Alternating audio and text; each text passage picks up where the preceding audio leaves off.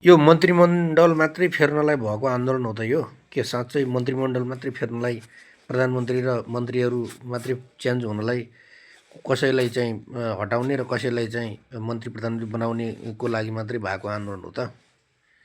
Gen Z भाइ बहिनीहरू चाहिँ एकदम चाहिँ तुरुन्त युनिफाइड हुनु पऱ्यो होइन, युनिटी बनाउनु पऱ्यो र अनि सशक्त ढङ्गले चाहिँ निकाल्ने चाहिँ मुभमेन्ट चाहिँ फेरि थाल्नु पऱ्यो। नत्र भने यो फेरि पुरानाहरू सल्बलाउन थालिसके, कार्यक्रमहरू चाहिँ जोडतोडका साथ उनीहरू सुरु गर्न थालिसके। अनि यो त्यत्रो चाहिँ 76 जना भाइ बहिनीहरूको शहादतको के अर्थ? अर्को कुरा चाहिँ अनि अब अहिले चाहिँ एकदम शून्यताको अवस्थामा छ देशले के गर्छ, अब के गर्नुपर्छ भन्ने नै अहिले चाहिँ एकदम चाहिँ अनभिज्ञताको अवस्थामा छ। अनभिज्ञता भनौँ न सबैलाई।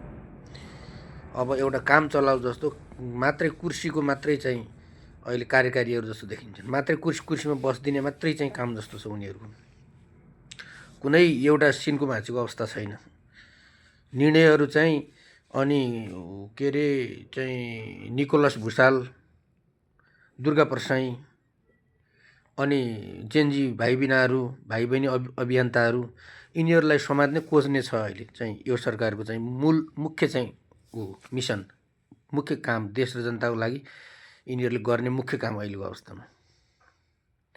यसको लागि त होइन नि जेनजीहरूले त्यत्रो चाहिँ महा चाहिँ आन्दोलन गरेको र त्यत्रो चाहिँ महा चाहिँ समाधि गरे भाइ बहिनीहरूले महा चाहिँ समर्पण गरे, आफ्नो ज्यान अर्पण गरे, ज्यान दान गरिदिए देशका लागि।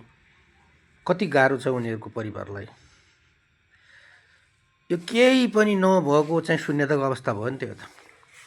ल जेनजी चाहिँ साथीभाइहरू एकदम युनिफाइड भएर एकीकृत भएर चाहिँ के निकास निकाल्ने हो चाहिँ निकाल्नलाई तपाईँहरू होमिहाल्नुहोस्। साथसँग सम्पूर्ण नेपालीको छ। नत्र फेरि एउटा घटना जस्तो मात्रै, गाडीको एक्सिडेन्ट जस्तो मात्रै भइदियो, फेरि पुरानै चाहिँ संस्कार र पुरानै प्रवृत्ति चाहिँ हाबी भएर उदाउने सङ्केत निश्चित प्राय देखिन्छ। त्यसो भए हुनाले यसको लागि चाहिँ अब तुरुन्तै चाहिँ जेनजीले सम्पूर्ण जनताहरूलाई समेत समेट्न सक्ने एउटा त्यो किसिमको एउटा चाहिँ संयन्त्र चाहिँ तयार गर्नुपर्छ र देशलाई फड्को मारेकै तपाईँहरूले देखाउनुपर्छ। देशलाई फड्को मारेकै अवस्थामा तपाईँहरूले चाहिँ विसर्जन लिनुपर्छ। नत्र अन्यथा तपाईँलाई छोड्न मिल्दैन। देशलाई फड्को मार्न तपाईँहरू नै अब सक्रिय रहनुहोस् र तपाईँहरूबाट नै सम्भव छ।